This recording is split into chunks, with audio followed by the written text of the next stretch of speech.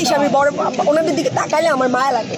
ওনারা তো সম্পূর্ণ হচ্ছে গোলামি করতেছে, মানে সরকার আসি সরকার যায় আর ওনারা গোলামি থেকে যায়। ওনাদের নিজেদের কোনো মানে অস্তিত্ব নাই, নিজেদের কোনো ব্যক্তিত্ব নাই। এই গোলামি ওনারা কতদিন করবে? আমরা তো এই গোলামির বিরুদ্ধেই দাঁড়াইছিলাম। আমরা বলছি যে পুলিশ সহ্য করতে পারবে যে আজকে একটা বাচ্চা ছেলে তার চোখ তুলে নিচ্ছে বিএনপির সন্ত্রাসী। এবং এই যে পুলিশগুলো দেখতেছেন, এই যে এরা সব ঠিকই আগের মতো সন্ত্রাসীদের পাহারা দিচ্ছে।